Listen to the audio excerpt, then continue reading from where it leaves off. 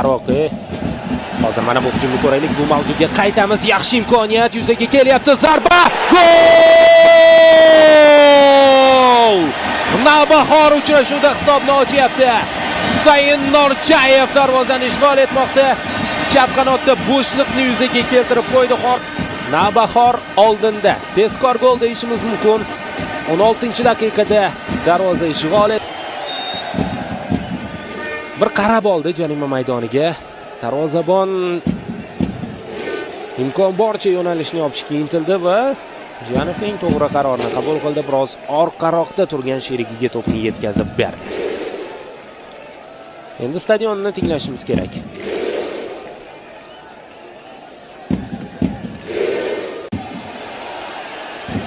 Statistikani ko'rib olishimiz mumkin. Zarbalar borasida Navbahor ustunlik qilyapti 2 barobar va o'shani oshirib qo'yishi mumkin. Hozir Usmonov endi uzatma va ikkinchi gol bo'lishyapti.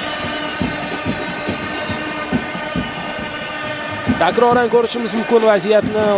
Yana Yusupov. Yana Yusupovdan boshlandi. Usmonov mana bu yerda juda osonlik bilan o'tib ketdi. Markazdagi sherigini ko'rdi, yetkazdi va gol. Yana nima kerak Norchayevga? Va o'z o'rnida Husayn ham umuman vaziyatlarni uvol qilyapti. 4-bahs, 3-gol. Superligada yangi to'plar paydo bo'lyapti. Ha, juda olisda yetakchilardan, ammo 4 o'yinda 3 ta o'rnimi bu yog'iga qolgan to'plarlar xavf kutishi mumkin Norchayevdan.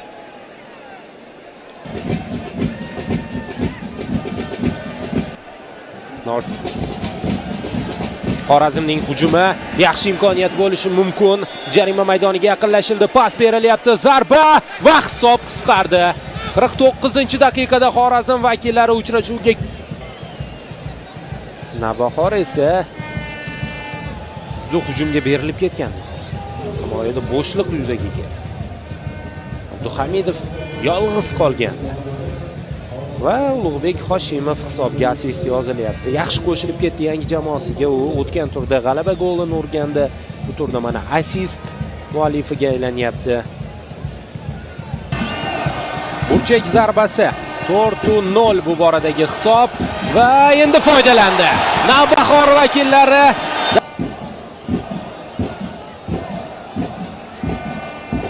qoida-ku buzilgani yo'q bu yerda.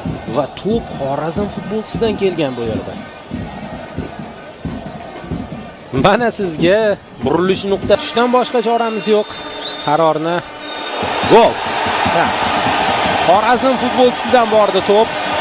Norchayevga va poker qayd etyapti. 5-gol Superligada.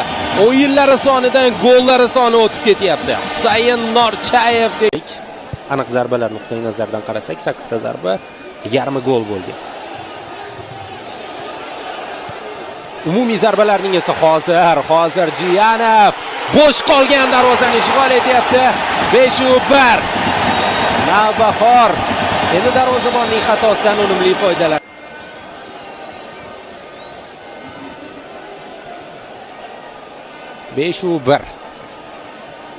Bu yerda himoyachi ham biroz noqulay bergan ekan pasni.